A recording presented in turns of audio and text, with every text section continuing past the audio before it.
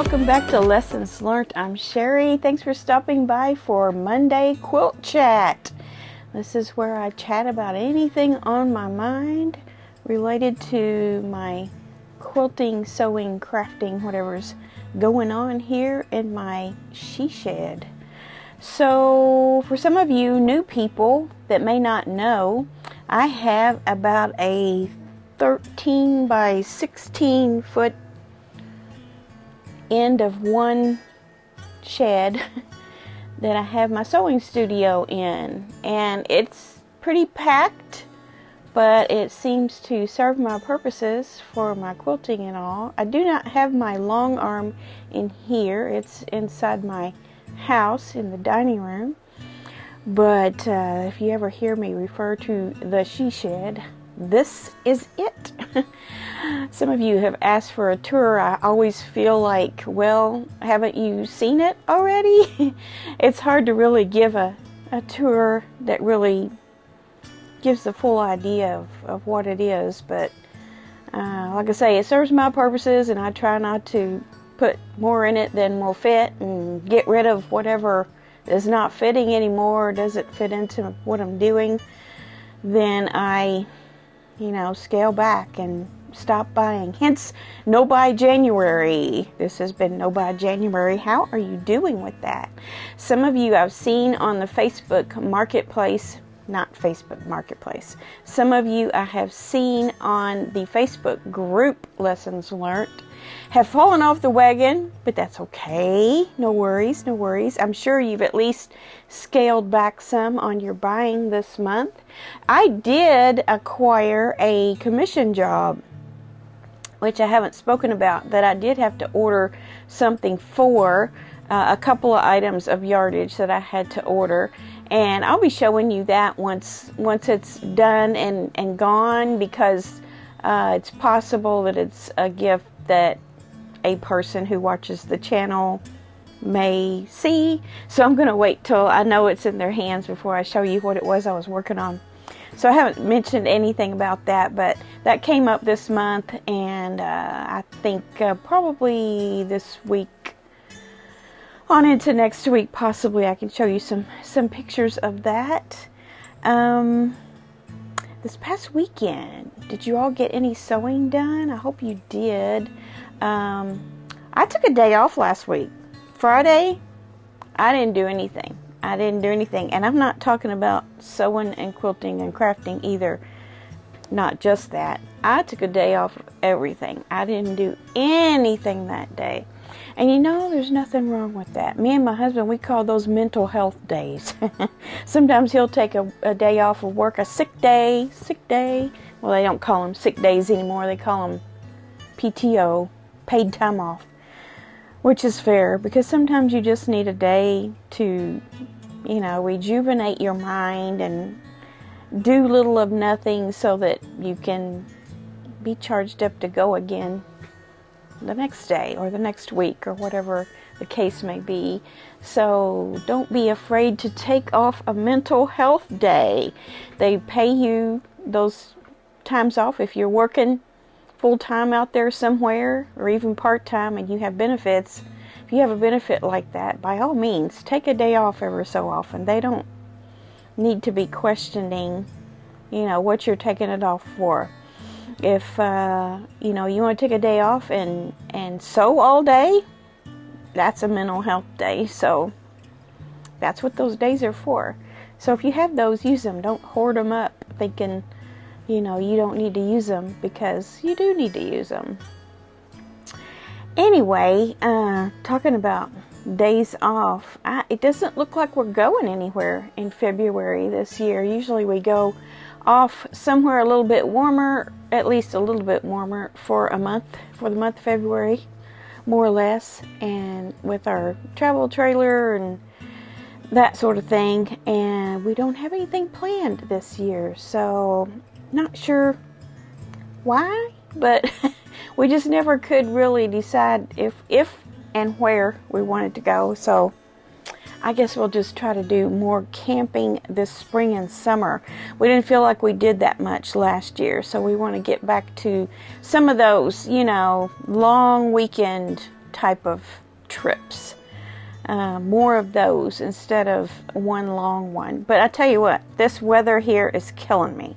I mean, it feels like the sky is falling on me. I cannot stand it. It's dreary, it's cloudy, it's drizzly, hence the curly hair. So, yeah, hopefully I'll survive through February into some sunny days in March, hopefully. Even cold days, if they're sunny, I'm good to go. But cold, dreary, dark days, I cannot stand it. It is so demotivating. Some people like those kind of days to do their sewing and stuff in. It's kind of like, well, I can't do anything else. I'll just sew all day. But I don't know. It just kind of saps all my energy. Enough about me. Other than this weekend, this is what I did. I did a long arm project, a little one this time. And I didn't even run out of bobbin. So I don't know if you remember this, but we did this in March of last year, I think it was. It was a Moda, I don't know what's it called, Moda Love Challenge or something like that. And they gave this free Carpenter Star pattern. And that's just been sitting in my pile for a long time. So I put it on the long arm. And I did have a little hiccup with it. I was thinking, oh, this will be easy. I won't have any problems with this. It'll be a quick and easy thing. But there's a thing called drag and drop.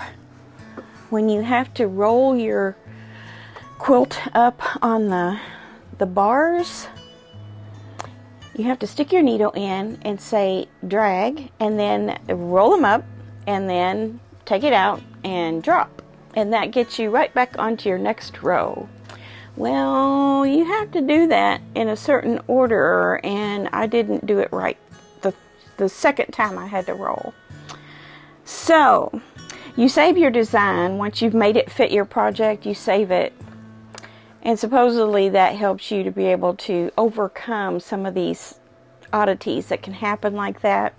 I never could get my saved design to fit right again in my project. So I had to start over, which meant the first part of my design is one size, which looks nice, right? Looks nice, about the right size. But the second half of my design is bigger. Now, nobody probably would ever notice that if I didn't point it out.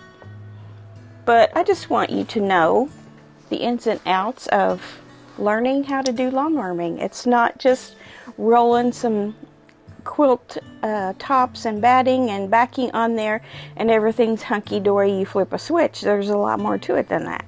So anyway, I did that. I'm okay with it. And then the back is this. This is called Adelaide. I think it's I wanted to say Riley Blake, but I don't think it is. It's just a big piece that I had, and I used that. I thought about using the grunge on the back and the binding, but I didn't want to waste a basic on a backing and a binding, so I went with something similar. It's fine. Plus, it hides my quilting error a little bit better. So that would make a nice wall hanging or a table topper or something of the sort. So that's what I got done on the long arm. I also got my chair for my long arm. I will, if I can think of it, I'll put a picture of it right here. So I got that and I put it together and used it. Perfect. Love it. Functions perfectly for what I need it for. So got that done. That's about it as far as sewing. The Harvest Square Dance, I told you on Friday that I needed to do those little 2.5-inch strips around the edge of that plain cream color. I have not done that yet. I want to do that today to get that quilt top done and out of the way. And then I can start something new. What did I get in the mail? Well, haven't been buying anything. I did get the fabric I needed for the commission job in the mail this last week, but I did get the last Happy Days mailing, and it's a jumbo. It's a big one. This is what I need for the borders and the applique on the borders and such. I was just sitting here going through my book to see. Well, that doesn't show up very good, does it? I stuck it in this. I punched holes in it, and I stuck it in this. This is the book that comes with it. Yes, it's a block of the month that comes with an entire book. Some of them are like that. Barnstar Sampler has a book, although there's other patterns in that book. This is just this pattern. So anyway, I wanted to show you what this looks like. The borders, that is. I have a page here that shows it, I do believe. Surely I do.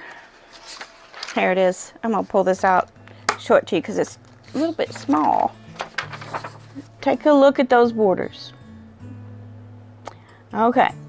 So, yeah, it's 60-degree triangles, but look a little closer. Half of them are stripped. So I got to put that together and cut. And then the other half are out of the background, but they've got these circles on them. And it's not just one circle, it's a circle with a circle. So that's all applique. And then I have my 4 corners, which the 4 corners will be small. But that's what I have left to do. And I have this great big package of fabric to do it with. So this may take a while. But this is the last mailing. And, you know, from here on out, there's no time crunch on it as far as, you know, like you get your month-by-month packages. You want to stay up to date, which I didn't, but in December I got caught up. Well, I've got all my blocks done. I just need to start working on the border. But I have started. I read chapter 10 was talking about squaring up your blocks and tips and tricks on that. And then chapter 11 is this border and also putting together the center part. There are some partial seams. Let me show you that. Hold on. Let me get back there. Here it is. See, I've been making notes already. So when I go to put my blocks together, I have partial seams. If you don't know what a partial seam is, that's when you're not just putting 2 blocks of the same size together. You have a set of blocks and then a set of blocks or a block that go this way, and then you have this section here that you have to sew here and then here. So we try to avoid those in our quilt projects as much as possible. Nobody wants to do partial seams. But this has it. But at least it's not on the construction of each block, rather the putting together of the block. And here's the layout, if that gives you an idea. You can see how you would have partial seams with that. There's no way to put that together row by row. And as a matter of fact, if you look at the largest blocks that only have just like a little number in the corner, they're going diagonal. So the only way to get that effect is to do partial seams. Here's what that will look like when it's done. Like I say, it's pretty impressive. I got her done as far as the blocks go. Now I gotta see if I can put it all together. So that came, and I am already starting to look at that. I don't mind putting blocks together. Some people don't like. I know Kimberly Jolly has, I know she's very busy and she's trying to do as many projects as she can because her store sells them. But she has somebody that puts her rows together. She just does piecing on her blocks. Somebody does her rows, somebody does her borders, somebody does her quilting, binding, everything. She just does the part that she likes. Yeah, I like putting rows and stuff together and seeing that whole picture come together is one of my favorite things. And I really like doing bindings too, although not as much in the past, because I used to hand stitch them down. I don't do that anymore. I do it on the machine, and it turns out way better if you ask me, and it's more stronger. It does leave that line on your back, but if you plan your thread color well and sew as straight as you can, it just looks like a nice part of the stitching of your quilt. It looks great in my opinion. That's my opinion, and I'm sticking to it because I like it. I like it a lot. What else is going on? I still have my craft swap to do, and I would like to designate a day this week in my head to do that. Like just take an afternoon and do it from start to finish. It's not going to be that hard, I don't think. And I haven't started on that 10th anniversary Pat Sloan block for the door yet either. But those are a couple of things I might get into this week coming up. Wednesday's video is going to be about buying fabric. It's not going to be this just yet. That's next Wednesday. So, fabric buying. I'm going to be going in depth on Missouri Star, Fat Quarter Shop, Annie's Catalog, Shabby Fabrics, So Yeah, all the main ones, and then we're going to talk about local quilt shops and other fabric buying methods we can use. So coming off of No Bite January, that will be useful. I hope you will tune into that this Wednesday, and then you'll be all ready for February to be really smart on your fabric buying for this year. So many of you have expressed how you're going to try to get through a large part, if not all, of your stash this year. And you know, I'm kind of thinking the same thing. I'm sure I'll be buying some things here and there, but it has not been hard not to buy fabric this month. It hasn't been hard.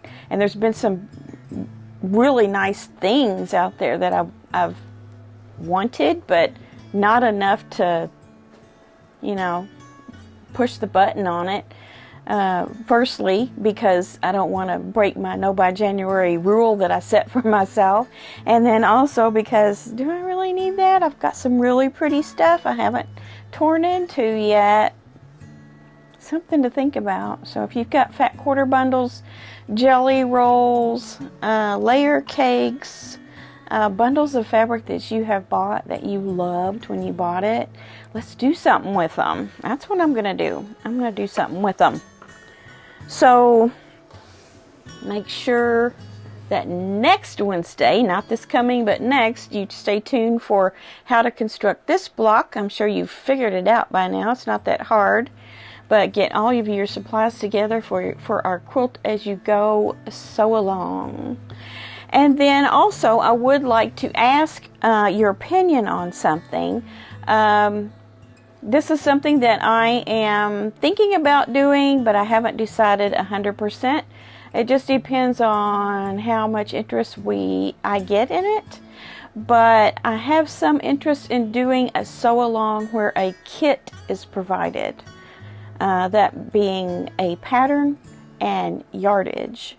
So it would be all the same. We would be making the same pattern, the same fabric, the same project all across the board. And of course you would have to purchase that.